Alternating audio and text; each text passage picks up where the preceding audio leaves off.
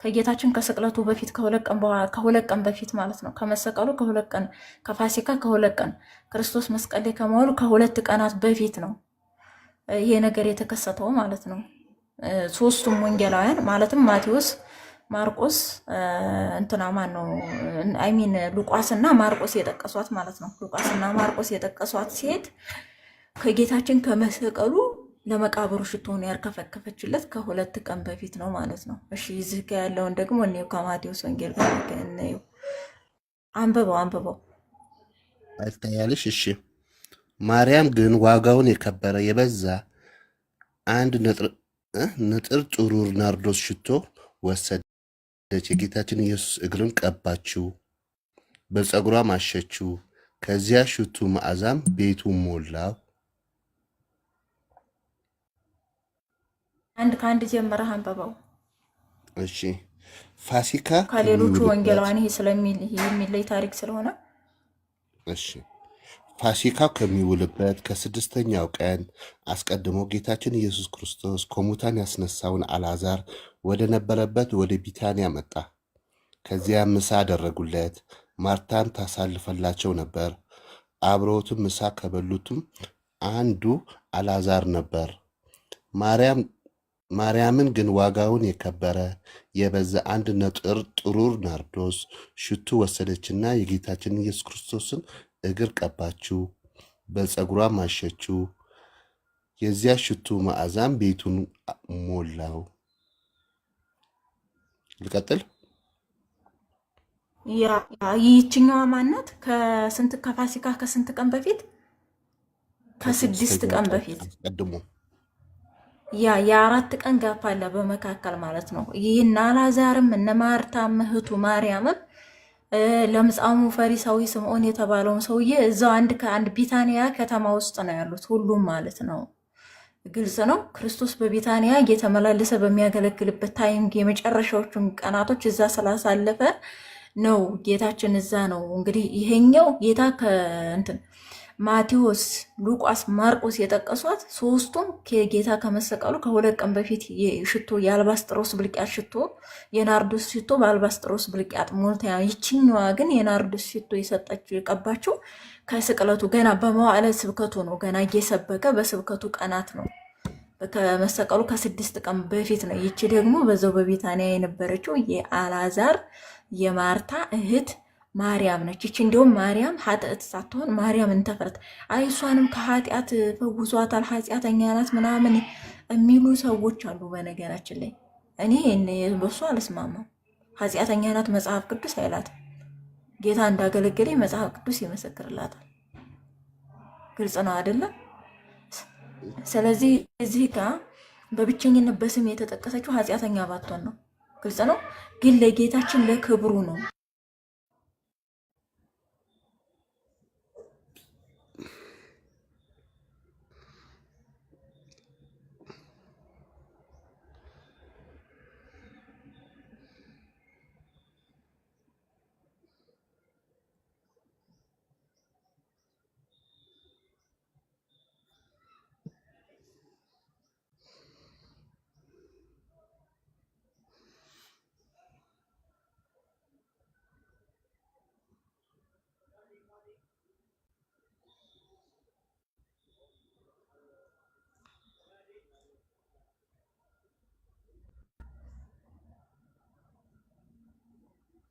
አላችሁ ሰዎች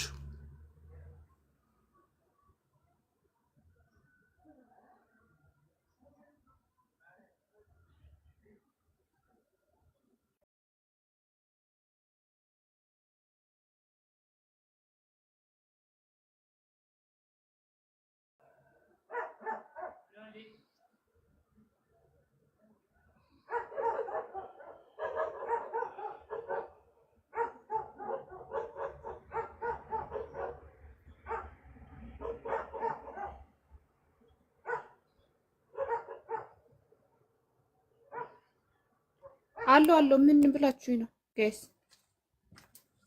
እንዴ ደህና ነሽ? ደህና ነኝ። ስራ በዝቶብኝ ዛሬ ነገ ለአርብ ስራ ይበዛብኛል። ቁርስ ገና አልበላ ነው። ጾም ነው። ይዞሽ በርቺ። የምን ጾም ነው የምታወራው? ድፍረቱ ለራሱ ኑሮ ጾሙ ነው ብኝ ሲገፋ አታናግሩኝ አለ።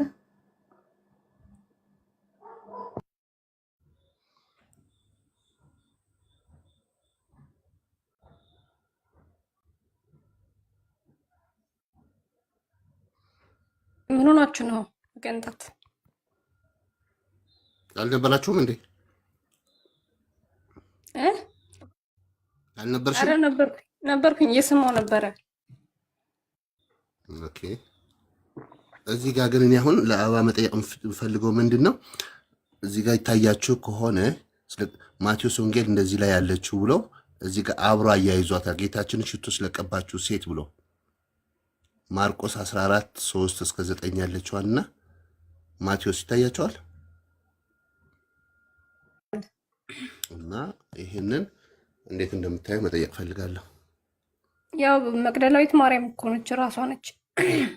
አይደለችም እኮ እያለች ነው እችኛዋ ሴት ሌላ ናት። ለምን እዚህ ጋር የሚለው ከፋሲካ ከሚውልበት ከ6ኛው ቀን ነው የሚለው። አየሽው? ከ6ኛው ቀን አስቀድሞ ነው የሚለው። ያዛኛው ደግሞ ሐሙስ ከመዋሉ 2 ቀን በፊት ነው የሚለው። ስለዚህ አንድ አይነት ትርጓሜ ማየት እኮ ነው፣ ችግር የለውም። አንድምታ ትርጓሜ ማየት ነው። ብር የሚል ነገር ካለ እሺ። ትወገር የተባለችው ሴት ማርያም የምትባል ነው? አይ ስሟ አልተገለጸም አይደለ? እሷ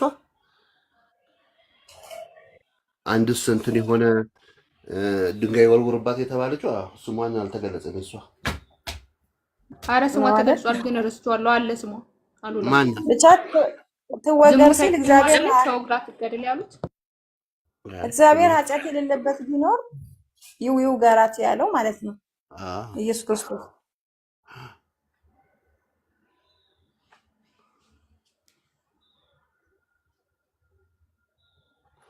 እየበላችሁ እኔ ግን አበባ እንዳላችሁ ቆይ ትመጣለች። የተረዳሁት ነገር 3 ወር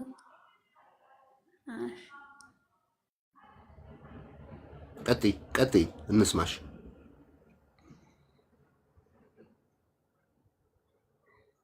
ቀጥይ ማሂ። 3 ወንጌላውያን ሶስት ወንጌላውያን የጻፉት ያችን በጌታችን ከመሰቀሉ በፊት 2 ቀን የቀረው ማለት ማርያም ሀጥው የምትባለውን ማለት ነው። በዮሐንስ ላይ የተጠቀሰችው ደግሞ ጌታችን ከ6 ቀን በፊት በመዋዕለ ስብከቱ ነው ያለችው። ያ ማለት ማርያም መንተፍረት ወይም ማርያም መግደላዊት መሰለችኝ እና እንደተረዳሁት ማርያም መግደላዊት ኃጥኡ ያልሆነችው እና ለጌታችን ለክብሩ ሽቶውን ያፈሰሰችው ለክብሩ መሰለኝ። እኔ እንደተረዳሁት በዚህ ነው የተረዳሁት እና እስኪ አብራሩልኝ እናንተ የተረዳችሁበትን ማለት ነው።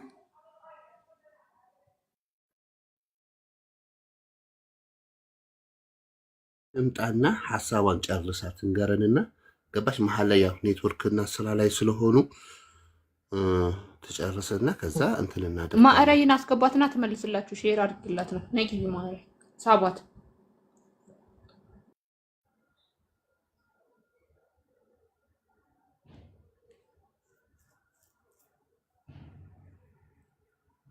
አልልም ለካ እነሱ ጋር ሌሊት ነው ገና።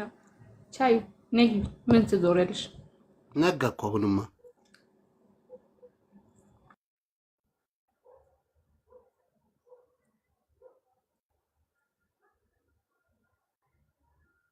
ከ9 ሰዓት በኋላ እንቅልፍ ምን ያደርግላታል እሷ? ኧረ ገና ሌሊት ነው። ጠይቁ ልስማ ትላለች። ጠይቋት። እኔ ምን እንደነበራችሁ አላውቅም፣ ግን ለኔ ቅድሙ አንድ ናቸው። ከላይ እኮ መልሳልኛለች፣ ጽፋለች እኮ ከላይ ራሷ ነች አንድ ናቸው ብላ ይኸው ከላይ መልሳልኛለች። ይሄን እንደኔ ግንጅላለ ሚውት አድርጎ የሚያወራ ሰው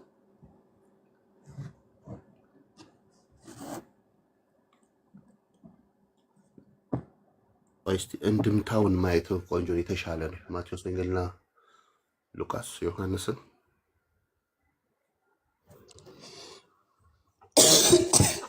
እናንተ ሰዎችም አንድ ቀን ትደፉኛላችሁ። በተለይ እነዚህ ያንቺስ ከፋ።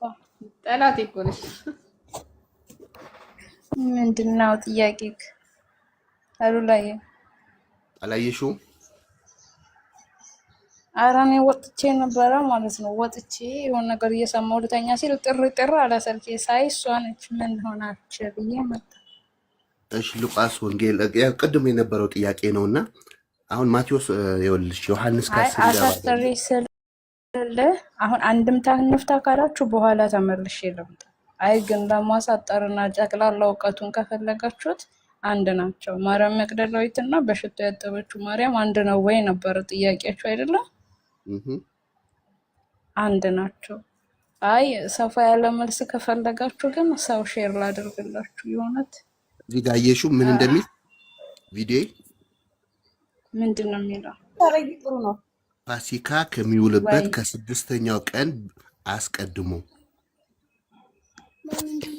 አዎ በእንትና ቤት ማለት ነው በቤተ ጳውሎስ እና እስኪ ወዳጅ ይኸው እሱ ይመልሳል። ዞሮ ዞሮ ግን ላይክ አንድምታ ሁሉ ተነስቼ ገና ስልክ አውርቼ ምናምን ከፍትላችሁ ነው። ያለ አንድምታ ደግሞ ያው ታውቃላችሁ ልመልስላችሁ አልችልም። ቤተ ጳውሎስን አስገባልኝ። ለዛ ነው እሱ ይግባና ይመልሳል። ከዛ በተረፈ ግን ከፋሲካ የተባለው እኮ በጴጥሮ ማነው ስምዖን ቤት ነው ያጠበችው እግሩ ክርስቶስን አይደል? ምንድነው መሰለሽ እዚህ ጋር የምትለው ከ6 ቀን በፊት ናት። ከ6 ቀን አስቀድሞ ነው። ሌሎቹ ላይ ከ2 ቀን ነው የሚለው እና የ4 ቀን ልዩነት አለው። ምኑ ጋር ነው ከ4 ቀን እና ከ6 ቀን ብሎ ልዩነት ያመጣባቸው? አይሹ እዚህ ጋር ፋሲካ ከሚውልበት ከ6 ቀን በፊት እሱ የት ነበረ? በጴጥሮስ ቤት ነበረ። እሺ ይሄ ምን ላይ ነን ያለ ነው? ዮሐንስ ላይ። እሺ ከዛ ሉቃስ ደግሞ እንሂድ። አንዳችሁ ደግሞ ያኛው መክፈት የምትችሉ ብትኖሩ ጥሩ ነበር። ሉቃስ 7 ላይ ደግሞ እንሂድ።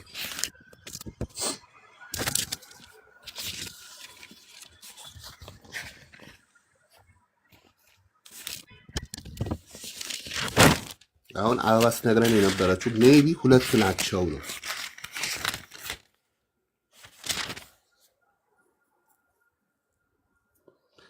ከ36 እስከ 50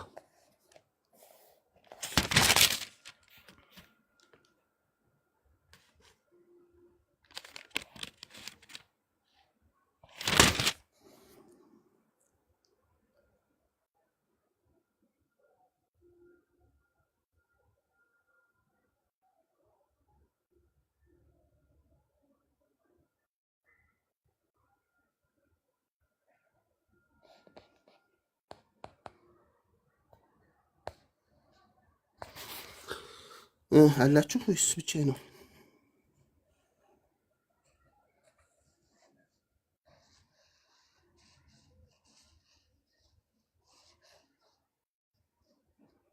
ድሮ ምን ብመልስልክ ይሻልህ ነበረ ከማዕረ ሄደች እንዴ? እዚህ ጋር ደግሞ እዩ ከፈሪሳውያን አንዱ በእርሱ ዘንድ ምሳሌ እንዲበላ ለመነው። ወደ ፈሪሳዊ ቤትም ገብቶ በማዕድ ተቀመጠ። እነሆ በዚያች ከተማ ሰዎች አንዲት ኃጢአተኛ ሴት አለሽ? እየሰማሁህ ነው።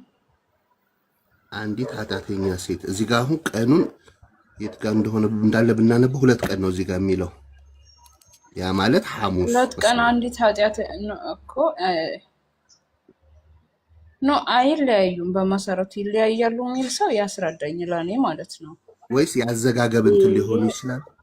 ኖ አይደለም። መጽሐፍ ማርያም መግደላዊት እና የጌታ እግር ሽቶ የቀባችው ማርያም መግደላዊት የአልዓዛር እህት ናት። እሷ 7 አጋንንት ያወጣላት ሴት ናት። ያችኛዋ ደግሞ በዝሙት ምክንያት እግሩን በሽቶ ያበሰችው ናት። 2 ናቸው። የአልዓዛር ኖ የአልዓዛር እህት ማርያም እና ማርያም መግደላዊት ይለያያሉ እኮ እኛ እኮ የአልዓዛር እህት ኖ አንቺ እያልሻለሁ ማርያም መግደላዊት አንቺ አሁን የማርያም መግደላዊት እና የአልዓዛር እህት ነች እያልሽኝ ነው። ይቺ ማለት የጌታን እግር ሽቶ የቀባች የአልዓዛር እህት አይደለችም? ራሷ ነች ነው እያልኩሻለሁ። ታይለያዩም ነው እያልኩሻለሁ። የጌታን እግር ሽቶ ያበሰችው የአልዓዛር እህት ናት አይደል? ነው ተሳስቼ ነው? የጌታን እህት ያበሰችው መግደላዊት ማርያም ነች እንጂ የአልዓዛር እህት አይደለችም።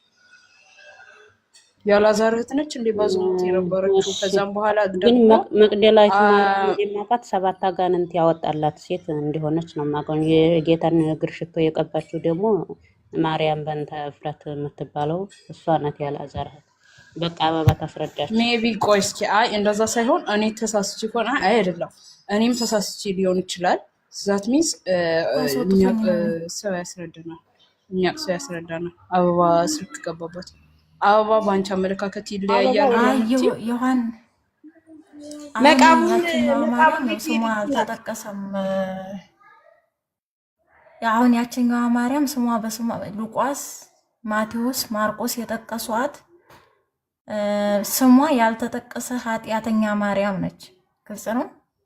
ስሟ በቃል ያልተጠቀሰ ከሌት ያልተባለች ማለት ነው። አንዲት ኃጢአተኛ ሴት ተብላ ነው የአልባስጥሮስ ብልቃጥ የናርዶስ ሽቶ ሞልታ ይዛ የመጣቸው ሐዋርያት ያንጎራጎሩባት። የዮሐንስ ወንጌል ላይ የተጠቀሰችው ከክርስቶስ ከስቅለቱ ከ6 ቀን በፊት በመዋዕለ ስብከቱ ነው። በስብከቱ ወራት በስብከቱ ቀናት ነው ሲሰብክ፣ ለክብሩ ነው። ሽቶ አርከፈከፈችለት ቤት ውስጥ ከሚሞላ በፀጉሯ እግሩን አበሰችው። ንጉስ ነው ክርስቶስ። አሁን ፀጉሩንም የሰጣት እሱ ነው። ማርያም እንተ እፍረት ባለ ሽቶዋ የምትባለው እሷ ነችው። ከኃጢአት ፈውሷታል ድዌ የነበረባት የሚልም አንድምታ አለ። በነገራችን ላይ በጣም በብዙ ነው የሚፈታው። ግን በብቸኝነት የተጠቀሰችው የዮሐንስ ወንጌል 12ቷ ከክርስቶስ ከስቅለቱ ከ6 ቀን በፊት በቢታንያ የአልዓዛር እህት ማርያም ነች። የአልዓዛርና የማርታ እህት ማርያም እንተ እፍረት ትባላለች። ታሪኳ በብዛት በኢትዮጵያ ኦርቶዶክስ እንዲሁም በሌሎች አብያተ ክርስቲያናት በግብፅም የካቲት 6 ቀን መታሰቢያ በዓል አላት። የካቲት 6 ቀን ትታሰባለች። የካቲት 6 ስንክሳር ካላችሁ ሞት ስለ ታሪኳ በደንብ ለመረዳት ማለት ነው። ይቺ ማርያም የአልዓዛርና የጌታን የወዱት ነበረ። ከወንድማቸው ጋር ነው የሚኖሩት። አልዓዛር ማርታና ማርያም ማለት ነው። ይቺ የዋገራቸው ቢታንያ ነው። የዓለም ጻሙ ስምዖን የነበረበት ቦታ አበባዬ ካልተሳሳተ ይቅርታ ነገር ግን ችግር የለም እህቴ። ይቺ መግደላዊት ማርያም ያልናት ጌታን እስከ ስቅለቱ ድረስ እንትን ሲሰቀል ምናምን ያየች የተባለችው ነው አይደለ? ካልተሳሳተ ማርያም መግደላዊትማ ማርቆስ 16 ላይ አስቀድሞ 7 አጋንንት ላወጣላት ታየ የተባለላት ነች። ክርስቶስ እኮ እስከ መስቀሉም ድረስ ያይኑ የነበረችው እሷ ናት አይደለ? እሷ መግደላዊት ማርያም አይደለች? ያ መስቀሉ ድረስ ብዙ ሴቶች ክርስቶስ ሲሰቀል ነበሩ። ገብቶሻል?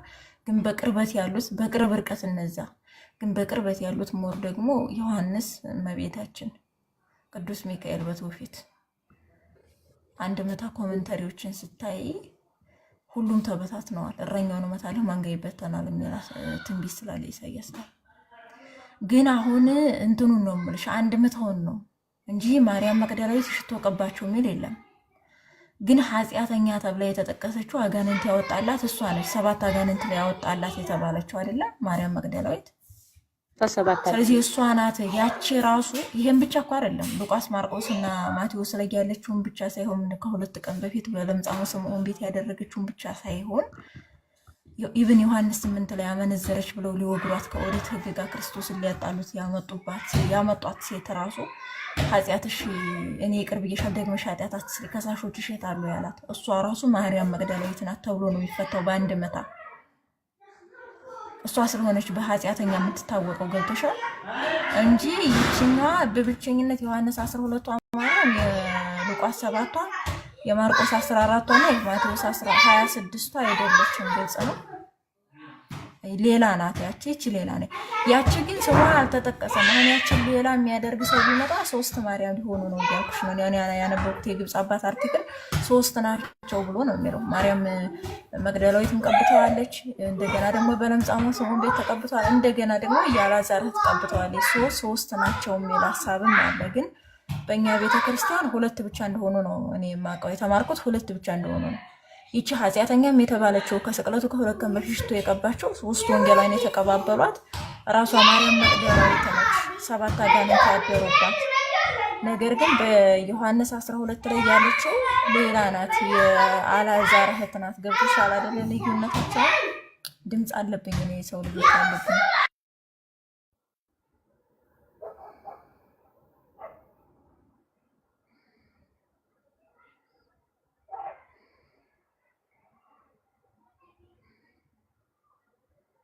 ምናልባት በዚህ ተመልሶልሻል።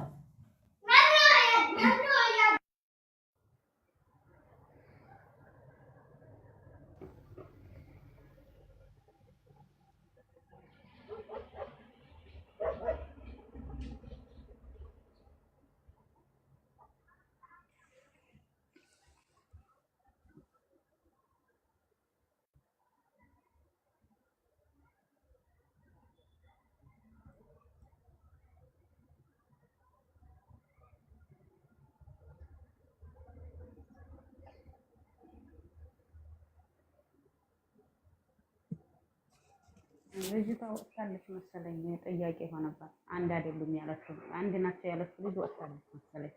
የለች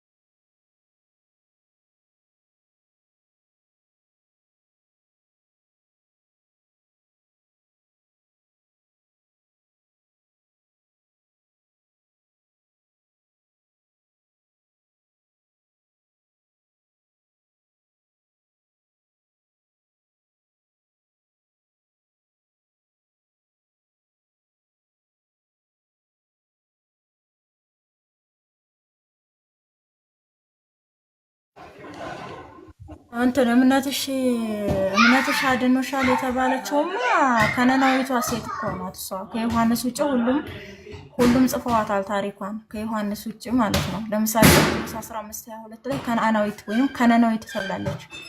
ያቺ ከነአናዊቷ ሴት ናት። ከነናዊት ተብላ የምትጠቀሰው ማለት ነው። ግልጽ ነው። ይቺ ከነናዊቷ ሴት ናት 12 ዓመት ደም የሚፈሳት የነበረው። እንደውም ጌታችን ከእስራኤል ቤት ከጠፉት በጎች ውጭ አልተላኩም ይላታል። አይ ውሾችም እኮ ጌቶቻቸው የተረፋቸውን ይበላሉ ብላ ዝቅ በማለቷ እምነትሽ አድኖሻል ከእምነትሽ ታላቅ ነው ብሎ እንዳዳና ጌታችን እሱ በመንገድ ላይ ሲጓዝ ነው ጌታችን ስትዳብሰው ኃይል ከኔ ወጥቷል ማን ነው የነካኝ ሲል ሐዋርያት አሁን የሁሉ ህዝብ እያለ ማን የነካኝ ትላለህ ይሉታል። ከዛ እሷ ግን እኔ ነኝ አለችው። 12 ዓመት በልብሱን ጫፍ ብዳስስ እድናለሁ ብላ ነበረ። ግልጽ ነው። እሷ ሌቷ ሴት ናት። ስሟም አልተጠቀሰም ሲጀመር።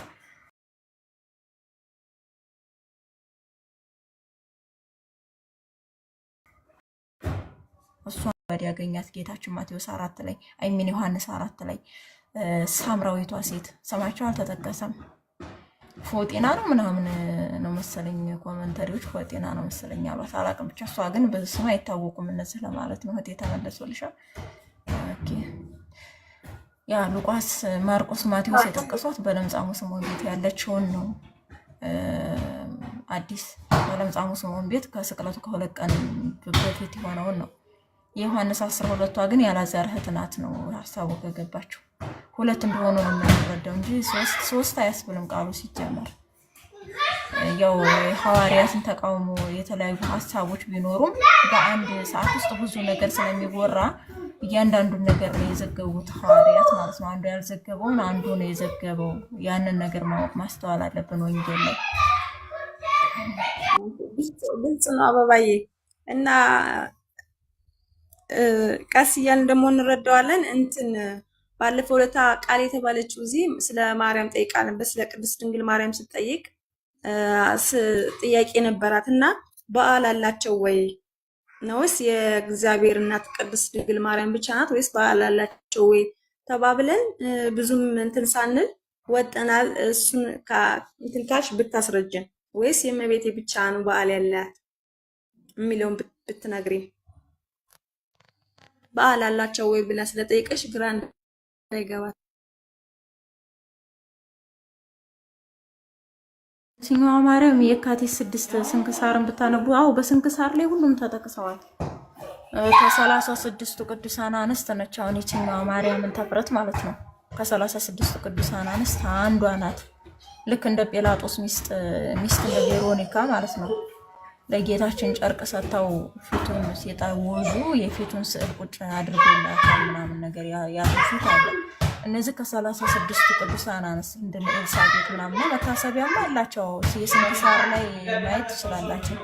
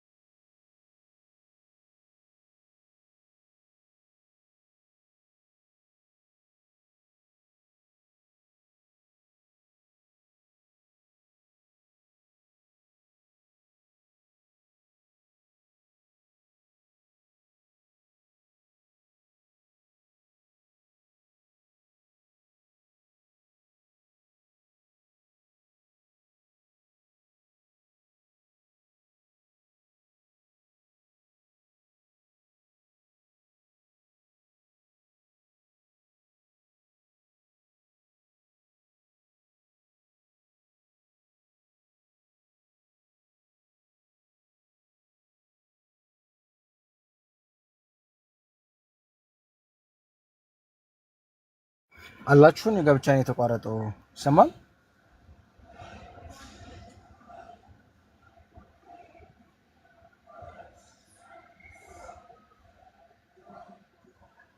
ይሰማል? ዋላችሁ ይሰማል? ሚውቱ ነው። እንዴት ናችሁ? ደህና ናችሁ? እግዚአብሔር ይመስገን። እንዴት አለሽ? ሰላም ነው አለን። እግዚአብሔር ይመስገን አለን። ከታችን ጥቂት እየሰማው ነበር፣ ስራ ስለነበርኩ ኦልሬዲ ተመልሷል። አሁን ምን ላይ እንደሆናችሁ አላወቅኩም።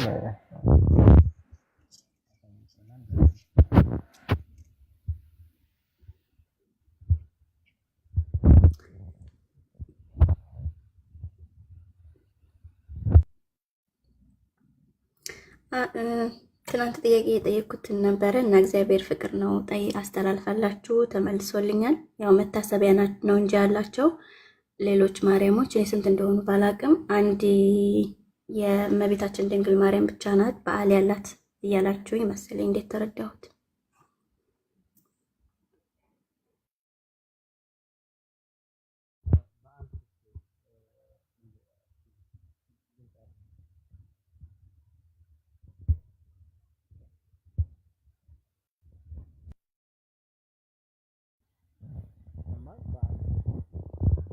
አሁን በስንክሳራችን ቅዱሳን በሙሉ ጻድቃን በሙሉ ቅድስናቸው ሕይወታቸው ተመዝግቦ ይገኛል። ለምሳሌ ቅድም እህታችን አባት ትመስለኛለች የካቲት 6 ላይ በስንክሳራችን እንደተቀመጠው የማርያም እንተ ዕፍረት መታሰቢያዋ ያደረገችው ነገር ታስቦ ይውላል። ምን ማለት ነው? በበደል በኃጢአት የኖረች ሴት ናት። መጽሐፍ ቅዱስ አንድ ሴት ብሎ የሚያልፋት ሴት ማለት ነው። እሷ ሴት መታሰቢያዋ ይውላል። ምን ተብሎ ይታሰባል? ለጌታችን ለኢየሱስ ክርስቶስ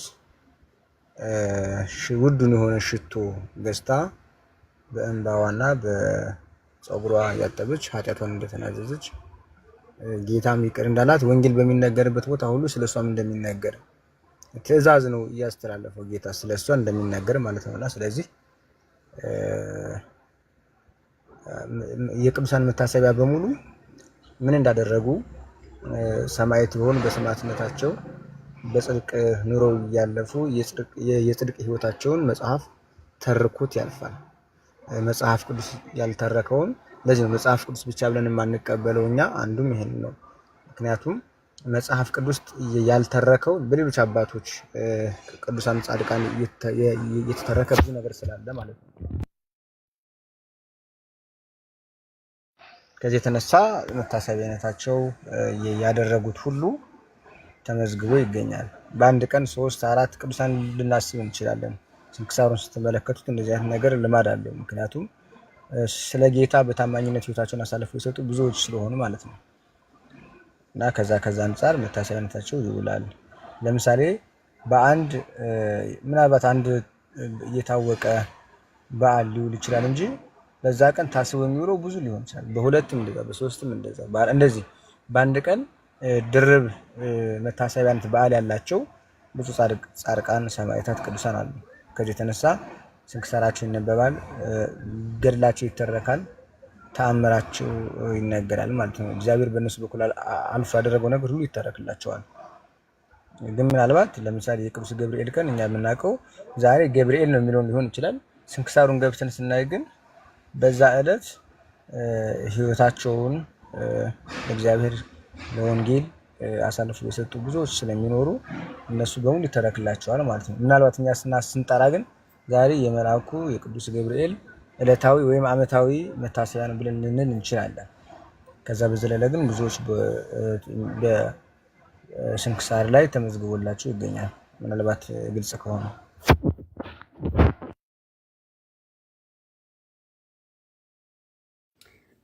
እሺ። ምንድነው በዓልና መታሰቢያ ልዩነቱ ምንድነው? መታሰቢያ ለምሳሌ ታሪካቸው ያደረጉት ነገር ለሰዎች የሚነበብ ይመስለኛል።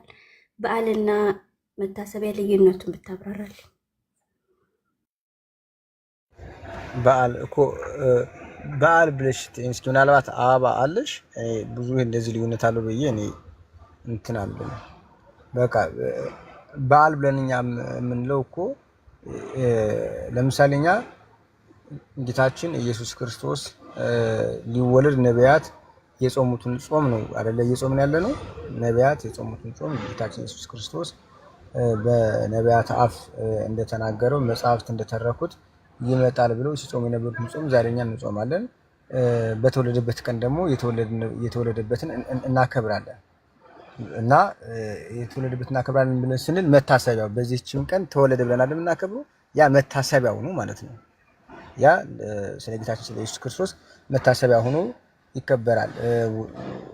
ጥምቀትን ስናከብር ጌታችን ኢየሱስ ክርስቶስ የተጠመቀበትን እንግዲህ ከስንት ቀን በኋላ አይደለ እናጠምቀው? ከ8 ቀን በኋላ ነው፣ ከ11 ቀን እንደዚህ በኋላ ጥምቀት እናከብራለን። እሱን እናስባለን። እሱን በዓል ብለን ከጠራ ነው እሱ ነው። በመታሰቢያና በበዓል መካከል ይሄ ልዩነት አለ ብለን እንደዚህ አንለጥጠውም። ቤተክርስቲያን ላይ የክርስቶስ ኢየሱስ ቤተክርስቲያን ላይ መታሰቢያነታቸው ይላል። በዚህ በኢሳይያስ 55 ላይ በቅጥሬ ላይ መታሰቢያነትን አደርጋለሁ እንዳለ መታሰቢያነታቸው በቤተክርስቲያን የክርስቶስ ነች። በክርስቶስ ቤተክርስቲያን ላይ ስማቸው ተጠርቶ መታሰቢያ ይሆንላቸዋል። ቤተክርስቲያን ያው በቤተክርስቲያን ብሎ የሚጠራት ክርስቶስ ነው፣ ሙሽሪትም ስለሆነች ለማን ለክርስቶስ። በክርስቶስ ቤተክርስቲያን ግን ቅዱሳን ይሰየማሉ። ስራቸው፣ ገድላቸው፣ ታሪካቸው ይተረክላቸዋል። እሱን ነው ምናልባት በዓል ብለን ዛሬ ለምሳሌ ህዳር 12ን ስናከብር እስራኤላውያን በግብፅ ባርነት ከኖሩበት አንደኛው ነው የምልሽ፣ ብዙ ነው በዛ የሚሆነው፣ ግን አንደኛው በግብፅ ባርነት ከኖሩበት ውሃው እንደ ግድግዳ ለሁለት ተከፍሎ ነፃ የወጡበት ኃያሉ መልአክ ታላቁ መልአክ ቅዱስ ሚካኤል እየመራ ከድቅድቁ ጨለማ ወይም ደግሞ ባርነት እነሱን ይዞ የወጣበትን ቀን እናስባለን። እነሱ ታሪኮች ይኖራሉ። ገብቶሻል። ለምሳሌ የሰኔ ሚካኤል ደግሞ ስናከብር የእናታችንን አፎሚያን ታሪክ እንተርካለን፣ ብዙ እንተርካለን፣ ስለ ባህራን እንተርካለን ምናምን አይደለ? እነዚህ በሙሉ የክርስቶስ በሆነችው ቤተክርስቲያን ውስጥ ቅዱሳን ያለፉበት ህይወት በክርስቶስ ቤተክርስቲያን ውስጥ ይሰየምላቸውና ቤተክርስቲያኑን ምክንያቱም በቅጥሬ መታሰቢያነታቸውን አደርጋለሁ ብሎ በኢሳይያስ 55 ላይ በኢሳይያስ 56 ወይ 55 ላይ ቃል ስለገባላቸው ለቃል ኪዳኑ ታማኝ የሆነው አምላክ በገዛ ደግሞ የዋጃትን ራሱን አሳልፎ የሰጣትን ንጽሕት ያደረጋትን ቤተክርስቲያን ውስጥ የጻድቃን ለምሳሌ ቅድም ማርያም እንተ ዕፍረት የካቲት 6 ላይ ታስባ ትውላለች። የካቲት 6 ላይ ግን ማርያም እንተ ዕፍረት ብቻ እንደ የምትታሰበው በስድስት ለምሳሌ ማን እናስባለን? ቅድስት አርሴማን እናስባለን። ከዛስ ቁስቋም ማርያምን እናስባለን። ከዛስ ኢየሱስንም እናስባለን። ታውቃላችኋል። በስድስት ኢየሱስንም እናስባለን። ስለዚህ የቅዱሳን ህይወት እንደው በአንዱ ቀን ለአንዱ ብቻ የሚታሰብ አይደለም። እነዚህ ተጠቅለው ምናልባት በዓል ብለን ልንሰይም እንችላለን። ዛሬ ለምሳሌ ምን ይውላል? በስድስት ለምሳሌ እኔ አሁን ስንክሳሩ አንድ ስልክ ስላለኝ ነው አንድ ስልክ ስላለኝ ማየት አልችልም እንጂ ለምሳሌ እዚሁ እንዳለው የካቲት 6ን አይችልም ማን እንደሚታሰብ አንድ ጊዜ ልይላችሁ።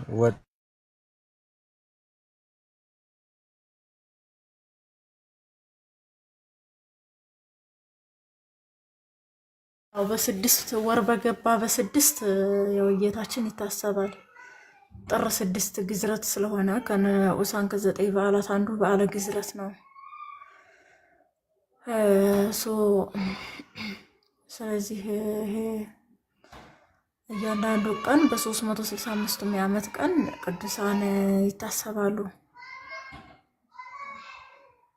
ያው ሰው ዮሐንስ 5:26 አብራራልሻል። ወንድማችንም ቤተ ጳውሎስ ያብራራልሻል።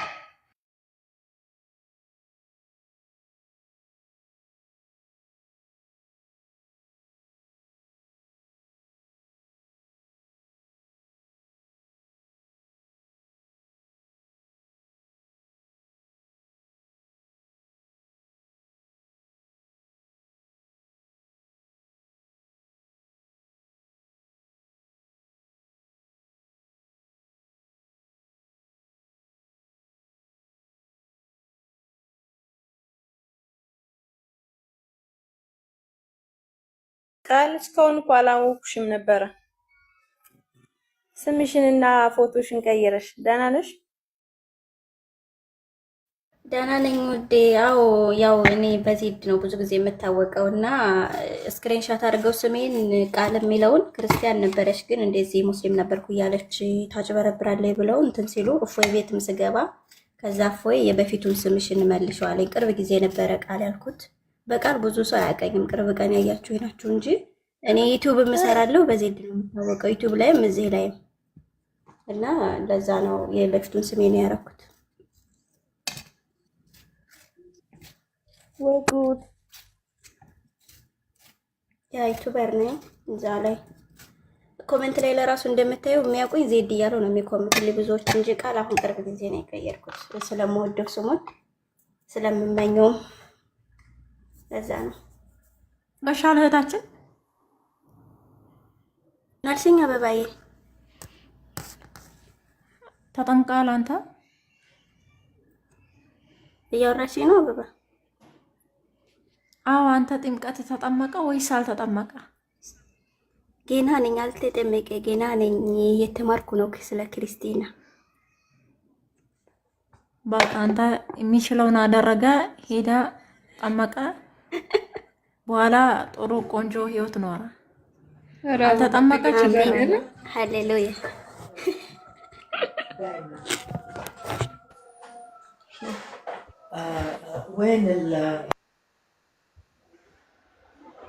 የሚገርማችሁ ነገር ማለት ነው እኔ ለመጀመሪያ ጊዜ ዛሬ በኢሞሲ ስቶሪ መዝሙር ለቀኩና ይሰማችኋል። እ የኔን ስክሪንሻት አድርገው ወስደውት አይደለ ቃልዬ? ብዙ ሰዎች ያው እኔ ዩቲዩብ ላይም ብዙዎቹ ስለሚያውቁኝ ለዛ ነው። እኔ የሚዲያ ሰው ነኝ፣ ድብቅ ሆኜ አይደለም የምሰራው፣ ለዛ ነው። እና መዝሙር ለቀኩ ዛሬ ለመጀመሪያ ጊዜና እንዴት ጭፍጨፋ እንደደረሰብኝ አጠይቁኝ። ተጨፈጨፍኩ። እና ዛሬ በተመሳሳይ ቀን የሆነች እህቴ የእናቴ እህቷ ልጅ ማለት ነው ክርስቲያን ሆና ሃይማኖቷን ቀይራ ዛሬ ስትሰማ በጣም ደስ ብሎኛል። እና ብቻዬን አይደለሁም በዚህ አጋጣሚ። እኔ ደግሞ በተቃራኒ እግዚአብሔር ይመስገን፣ እግዚአብሔር ይስባ፣ እግዚአብሔር አምላክ አቦይ ነው። እንኳን ደስ አለሽ። እኔ ደግሞ በተቃራኒው አዝኛለሁ። የአክስቴ ልጅ በ16 ዓመቷ ገባች፣ ዳሯት ለኡስታዝ። አውዙ ሚነ ሸይጣን አውዙ ሚነ ሸይጣን ረጅም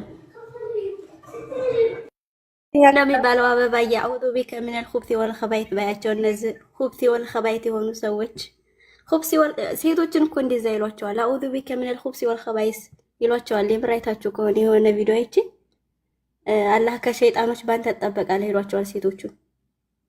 እነዚህ ኸባይት የሆኑ ሰዎች ናቸው። እነል ኢምራአቱ ሸይጣን ብሏል ሙሐመድ አይደል? ያሳያችሁ ነበር። እሺ ቀጥሉ። ምናልባት ስክሪንሻት ከስንክሳር ስክሪንሻት አድርጌው ነበርና ላሳያችሁ የተቸገርኩ። ችግር የለውም። እህታችን ቃል ያው ዜድ አልተጠመቅኩም ምናምን የሚለውን ባትጠቀሚ ጥሩ ለመሰለሽ። መንፈሳዊ ማህበራት ላይ ስታገለግይ ይሄን ነገር ከተጠቀምሽ እኔ ስለደረሰብኝ ነው፣ ያገሉሻል። ይሄ አንዳንድ ቅዱስ የሚያጫውታቸው አገልጋዮች ስላሉ እሱ ላይ ሪጀክት እንዳያደርጉሽ አገልግይ። ምክንያቱም በስውር አይሁዳዊ የሆነ አይሁዳዊ ነው፣ በግልጽ አይሁዳዊ የሆነ አይሁዳዊ አይደለም ተብሎ ስለተጻፈ፣ ግን ደግሞ ጊዜ የለም፣ ተጠመቂ። እግዚአብሔር ይርዳሽ። ቤተ ቀጥሎ እንደሚ በቪዲዮ ወጣ፣ ግን ዞር አድርገው ካሜራውን።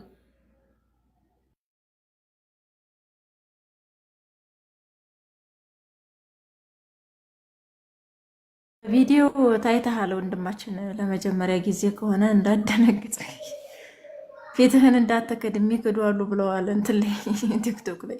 አንድ ጊዜ እስኪ በትልቁ አድርጉኝ፣ ምናልባት በትልቁ ሲሆን ከተስተካከለ። እሺ ቆይ ላድርግህ። እኔ ናየው ተደርጋል። እንደዚህ አስቸግሮኝ አያውቅም። ለምን እንደሆነ አላውቅም።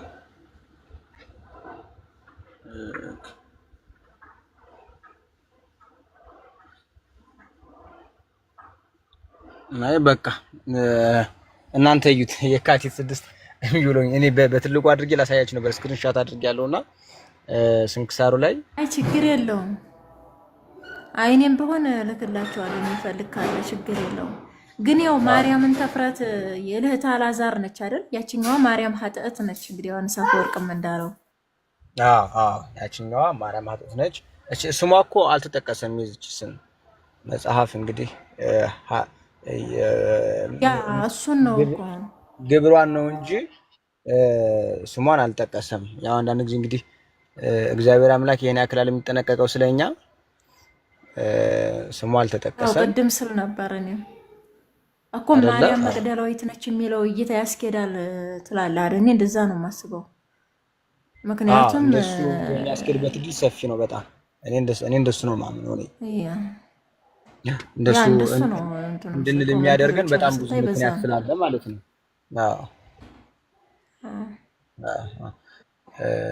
አስቀድሞ ነው የሚለው መጽሐፍ ቅዱስ።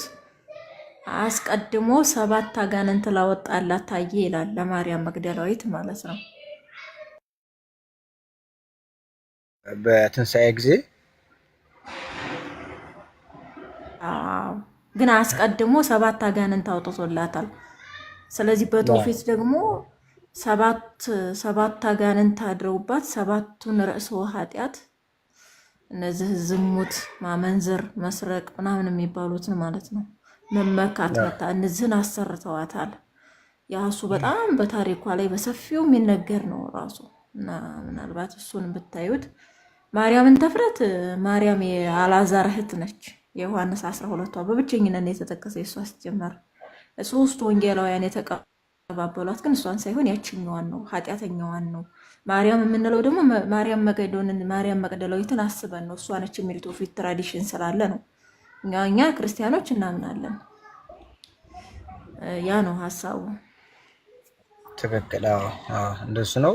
በዕለት ግን ምናልባት ታስቦ የሚውሉት ስንክሳር ላይ ስለሚዘረዘር እንደው መጽሐፉ በስልካችሁን እንኳን ሊኖር ስለሚችል ገብታችሁ ብታዩ በዕለት ላይ በክርስቶስ ኢየሱስ ቤተክርስቲያን ላይ ቅዱሳን ታስበው እንደሚውሉ እሱን መረዳት ይቻላል ማለት ነው። ከዛ በተረፈ አፖ ይሰራል። አፕሊኬሽኑ ተገዝቶ ነው በገንዘብ የሚሆነው። ግን ፒዲኤፍ አለ ስንክሳር የሚፈልግ የአመቱ ስንክሳር እኔ ጋ በፒዲኤፍ አለ። ማንበብ የምፈልጉ እያንዳንዱ ቀን ስንክሳር ብታነቡ ከነቢያት ጀምሮ በጣም ብዙ ሀተት አለ። ኢብን መጽሐፍ ቅዱስን አንዱ ሲሞት አንዱ ለምሳሌ ሳሙኤል አንደኛ ሳሙኤልን ጽፎ ሞተ፣ ሁለተኛ ሳሙኤል ማጻፈው ነው። እነዚህን ራሱን ናታንና ጋድ የሚባሉ ጸሐፊዎች እንደፈጸሙት ነው በይሁድ ትራዲሽንም በእኛ ስንክሳርም በእኛ ትውፊትም የምናውቀው። ስለዚህ ኢብን መጽሐፍ ቅዱስ ማን እንደጻፈው ለማወቅ ይሄ ትራዲሽን በጣም ይጠቅማል። ትራዲሽን ደግሞ በስንክሳር ላይም ስለሚመጣ ክርስቲያኖች ጠዋት ጠዋት አንድ ገጽ ስንክሳር ብታነቡ ማለት ነው። እኔ ሰነፍ ነኝ እንሰላችሁ ፈሪሳዊ ነኝ እኔ አሁን ላይ ማለት ነው። ግን ቢሆንም አንብቡ። አንድ ገጽ እንኳን ሳናነብ መዋል የለብንም ብዬ ነው የማስበው። ቅዱሳንን እንድናቅ በረከታቸው እንዲደርሰን።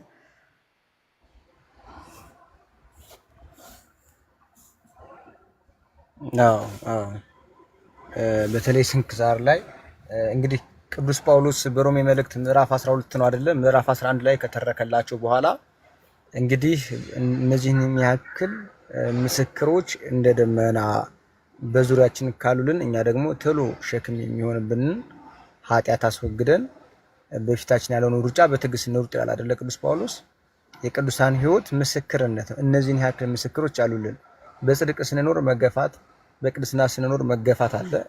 በዚህ መገፋት መካከል ውስጥ ግን እኛ ብቻ ተገፊዎች አይደለንም። ጻድቃን ቅዱሳን በሙሉ እንደዚህ ባለ መንገድ አልፈዋል ሲል ቅዱስ ጳውሎስ ይመክረናል። ጌታችን ኢየሱስ ክርስቶስን በማቴዎስ ወንጌል ምዕራፍ 5 ቁጥር 12 አካባቢ ስለ ጽድቅ የሚሰደዱ ብፁዓን ናቸው ብሎ ከእናንተ በፊት የነበሩት ነቢያትን እንደዚሁ አድርገዋቸዋል ይላል። ገብቷቸዋል አይደለ? እኛ የሚጀምር ፈተና እንደሌለ እንደው አዲስ ተፈታኞች እንዳልሆነን ማወቅ ያስፈልጋል። በክርስትና ምክንያት ብዙ ፈተናዎች ሲመጡብን እኛ ለዛ ፈተና ጀማሪዎች አይደለንም። ፈተናው በጻድቃን በቅዱሳን በሙሉ መጥቶ ጻድቃን ቅዱሳን ግን ስጋቸውን በጥርሳቸው ይዘው ስለ ጌታችን ስለ ኢየሱስ ክርስቶስ ፍጹም የሆነ ምስክርነትን ሰጥቶ አልፈዋል። እዚህ ለምሳሌ ማቴዎስ ወንጌል ምዕራፍ 5 ቁጥር 11 ላይ እንደዚህ የሚል ቃል እናገኛለን። ሲነቅፏችሁና ሲያሳድዷችሁ በእኔ ምክንያት ክፉን ሁሉ በውሸት ሲናገሩባችሁ ብፁዓን ናችሁ ይላል። ሰማለሁ አይደለ? ሰማን ወንድማችን። ሲነቅፏችሁና ሲያሳድዷችሁ በእኔም ምክንያት ክፉን ሁሉ በውሸት ሲናገሩባችሁ ምንድናችሁ? ብፁዓን ናችሁ ካለ በኋላ ዋጋችሁ በሰማይ ታላቅ ነውና ደስ ይበላችሁ፣ ሐሴትም አድርጉ። ከእናንተ በፊት የነበሩት ነቢያትን እንዲሁ አሳድደዋቸዋልና። አያችሁ፣ ከእናንተ በፊት የነበሩ ነቢያትንም እንደዚህ አሳድዷቸዋል። ከእናንተ የጀመረ ፈተና የለም፣ በእናንተ የሚያቆምም ፈተና የለም። ስለ ጌታችን ስለ ኢየሱስ ክርስቶስ ምስክር ስትሆኑ፣ ስለ ቤተክርስቲያን ምስክር ስትሆኑ ያሳድዷችኋል። ሲያሳድዷችሁ፣ ሲነቅፏችሁ፣ በእኔ ምክንያት ክፉን ሁሉ በውሸት ሲናገሩባችሁ እናንተ ምንድናችሁ? ብፁዓን ናችሁ። ስለ ራሳችሁ ሳይሆን ስለ ክርስቶስ ተነቅፋችኋልና፣ ስለ ራሳችሁ ሳይሆን ስለ ክርስቶስ ተሰደባችኋልና፣ ስለ ራሳችሁ ሳይሆን ስለ ክርስቶስ ተሰዳችኋልና እናንተ ብፁዓን ናችሁ። ዋጋችሁ በሰማይ ደግሞ ምንድነው? ታላቅ ነውና ደስ ይበላችሁ። ከዛስ ሐሴትም አድርጉ፣ ከእናንተ በፊት የነበሩትን ነቢያትን እንዲሁ አሳድደዋቸዋልና። አያችሁ፣ በክርስትና ሕይወት ውስጥ ከእናንተ በፊት የነበሩ የእግዚአብሔር ነቢያት ድምፁን የሚሰሙ እግዚአብሔር የተናገረውን እግዚአብሔር እንዲህ አለ ብለው የሚተርኩ እነሱ በሙሉ ከእናንተ በፊት የኖሩ ናቸው። ስለ ስሜ በእናንተ ምክንያት ተሰደዋል። በነገስታት የተሰደዱ አሉ፣ የተገደሉ አሉ፣ በአንበሶች አፍ ጉድጓድ እየተጣሉ አሉ፣ በእስር ቤት የተወረወሩ አሉ፣ ብዙ መከራ የደረሰባቸው አሉ። ስለዚህ ከእናንተ በፊት የነበሩትን እንደዚህ አድርጓቸዋል። እናንተም ደስ ይብላችሁ። መከራ በእናንተ ጀምሮ በእናንተ የሚያልቅ አይደለም። ክርስትና እስካለ ድረስ በዓለም ሳላችሁ መከራ አለባችሁ ተብሎ ስለተጻፈ አሁን ለዚህ ነው ስንክሳርን ስታነቡ የቅዱሳንን ሕይወት ማንበባችሁ አይቀርም። ቅዱሳን እንዴት ባለ መንገድ እንዳለፉ ማንበባችሁ አይቀርም። ስለ ክርስቶስ፣ ስለ ቤተ ክርስቲያን፣ ስለ ሃይማኖት እንዴት ባለ መንገድ እንዳለፉ ማንበባችሁ አይቀርም። ይሄን ማወቃችሁ እናንተም ከዚህ በፊት እንደነበሩት ቅዱሳን፣ ጻድቃን፣ ሰማዕታት ሕይወታችሁን አደራ እንድትሰጡ ሕይወታችሁን ለቤተክርስቲያን እንድትሰጡ ይረዳችኋል። እናንተ ላይ ጀምር አሁን የኔስ ፈተና በዛ የምትሉት ፈተና ሊኖር አይችልም ማለት ነው። የኔ ፈተና በዛ የምትሉት ፈተና ሊኖር አይችልም። ከእናንተ በፊት ብዙዎቹ በመጋዝ ተሰንጥቀው፣ ብዙዎቹ በፈላ ውሃ ተቀቅለው፣ በዘይት ተቀቅለው፣ ተዘቅዝቀው፣ ተሰቅለው፣ አንገታቸውን ለሰይፍ ደረታቸውን ለጦር ሰጥተው፣ ብዙዎቹ እስከ ቅርብ ጊዜ ድረስ አሁንም ድረስ ማለት ነው ሰማዕትነቱ ይቀጥላል። ጌታችን ኢየሱስ ክርስቶስ እስኪመጣ ድረስ በክርስትና ምክንያት ዋጋ ይከፈላል። በክርስትና ምክንያት ዋጋ ይከፈላልና እንደተባለው ስንክሳር ስታነቡ በጣም የቅዱሳንን ሕይወት ለመረዳት ቅርብ ትሆናላችሁ። የቅዱሳንን ሕይወት ለዚህ ነው ቅዱስ ጳውሎስ ከተረከ በኋላ ከአቤል ይጀምራል። ከዛ ወደ ኖህ፣ ከዛ ወደ አብርሃም፣ ከዛ ወደ ሳራ፣ ከዛ ወደ ሙሴ ስንት ነገር እምቢ እንዳለ 3 ነገር ከግብጽ ብዙ ገንዘብ ይልቅ ከክርስቶስ ጋር የግብጽ ብዙ ገንዘብን እምቢ ያለ፣ የፈርዖን የልጅ ልጅ እንዳይባል በእምነት እምቢ ያለ፣ በግብጽ ከሚገኝ ደስታ ይልቅ መከራን መረጠ እየተባለ እያነጻጸረ ጴጥሮስ ስለ ጌታችን ስለ ኢየሱስ ክርስቶስ ጴጥሮስ አልኩኝ፣ ሙሴ ስለ ጌታችን ስለ ኢየሱስ ክርስቶስ ምን እንደተወ ገና በእምነት መነጽር አይቶት ብድራቱን ትኩር ብሎ ተመልክቶ በስጋ ያልተገለጠውን ኢየሱስ ክርስቶስን በመመልከት ስንት ነገር እንደተወ መጽሐፍ ይናገራል። ስለዚህ እነዚህ ሁሉ ከተረከ በኋላ እንደውም በስተመጨረሻ ስለነ ባርቅ፣ ስለነ ሳምሶን፣ ስለነ ይፍታሄ፣ ዳዊት፣ ስለነ ሳኦል ስለነዚህ ሁሉ እንዳልተረክ ጊዜ ያጥርብኛል ይላል። እነርሱ በእምነት መንግስታትን እንደነሱ እንደዚህ ያደረጉ፣ የአንበሶችን አፍ ዘጉ፣ ከሰይፍ ስለት አመለጡ ምናምን ብሎ በቃ ጽድቅን አደረጉ ይልና ወደ ምዕራፍ 12 ስትመጡ እንግዲህ እንደ ደመና በዙሪያችን እነዚህን የሚያክል ምስክሮች ካሉልን እኛ ቶሎ የሚከበንን ሸክምን ሁሉ የሆነብንን ኃጢአት አስወግደን የእምነታችን የሃይማኖታችን ጀማሪ ፈጻሚ ሆነውን ኢየሱስ ክርስቶስን እየተመለከትን በፊታችን ያለውን ሩጫ በትዕግስት ምን እናድርግ? እንሩጥ አይደል የሚለው? በትዕግስት እንሩጥ። እሱ ነውር ንቆ ያደረገውን ከዛ በኋላ ይተረክልናል። ስለዚህ የቅዱሳንን ሕይወት መረዳት፣ የቅዱሳንን አኗኗር ማወቅ በዛሬው በዚህ ክፉ ዘመን ላለን ለክርስቲያኖች ምርጦች ሆነን እንድንኖር የእግዚአብሔር ምርጦች ሆነን ቅዱስ ጳውሎስን ጌታችን ኢየሱስ ክርስቶስ ምርጥ ዕቃ ትሆናለህ አይደል ያለው? ምርጥ ዕቃ ለመሆን ይጠቅማል። የጌታችን የኢየሱስ ክርስቶስ ተወዳጅ ልጅ ለመሆን ቅዱስ ጳውሎስ በኤፌሶን መልእክት ላይ ምዕራፍ 5 ቁጥር 1 ላይ እንግዲህ እንደ ተወዳጅ ልጆች ኑሩ እንዳለ ተወዳጅ ልጅ ለመሆን ወጣት ናችሁ፣ ዓለምን ግን ያሸነፋችሁ ወጣት ናችሁ እንድትገለጡ ወጣቶች ወይ ጎበዞች ወይ ጽፍላችኋለሁና ብሎ ዮሐንስ ዓለምን አሸንፋችኋልና አይደል የሚለው?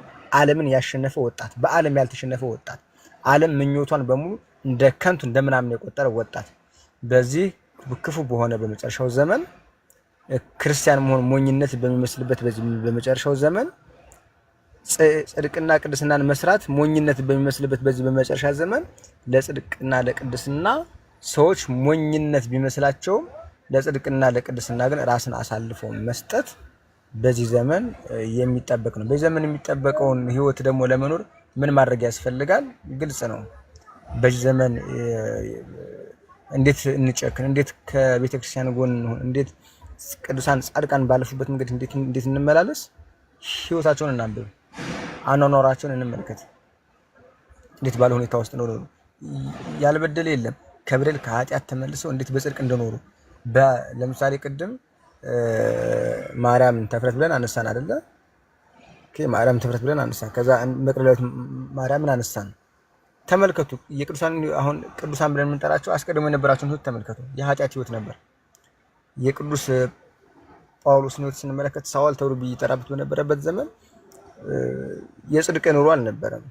እንዲያውም ከኃጢአተኞች ዋና በመሆን በእኔ ትዕግስቱን ሊያሳይ ነው ይላል አይደለ? ቀድሞ አሳዳጅ ተሳዳቢ ነኝ እያለ ራሱ ይናገራል።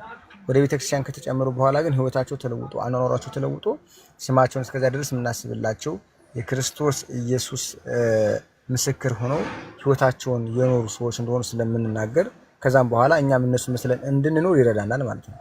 ስለዚህ በአጭሩ ስንክሳራቸውን ማንበብ፣ ገድላቸውን ማንበብ፣ ህይወታቸውን ማወቅ ዛሬ ላለን በዚህ ክፉ ዘመን ላለን ለእኛ ክርስቲያኖች የቅዱሳን ህይወት አቅም ይሆነናል። እነዚህን የሚያክሉ ምስክሮች እንደ ደመና በዙሪያችን ካሉልን ያለው አይደለም። እንደ ደመና በዙሪያችን አሉልን። አኗኗራቸውን እንመለከታለን፣ ህይወታቸውን እንመለከታለን። እንዴት ወጣትነታቸውን እንዴት ለእግዚአብሔር ሰጥቶ እንዳለፉ ይሄን ስናጠና ስናነብ ያወቅነው ወደ ህይወታችን የመተርጎም እድል አለው ማለት ነውና ይሄን ለማለት ነው። በቃ ሌሎቻችሁ ቀጥሉ። ምናልባት ነፃነት ካለሽ ሙትሽን ታነሽ መልካም ነው። በኋላ መለሳለሁ ሆነ ካልሆነ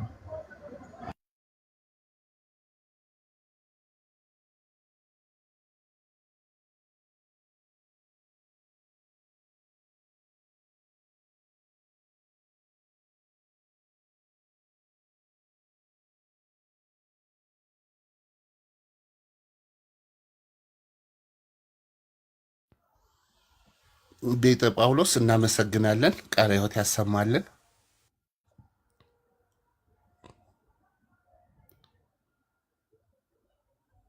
ቃለ ሕይወት ያሰማልን። ከታች ያላችሁ መግባት የምትፈልጉ አንድ ቁጥር ጻፉ እንዳስገባችሁ።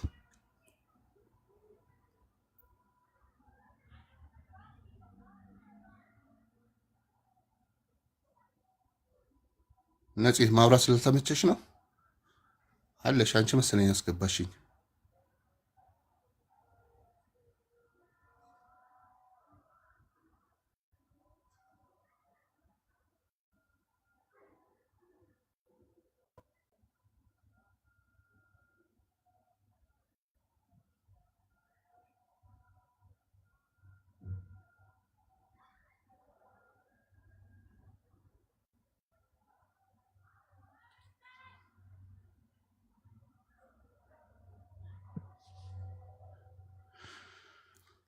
እሺ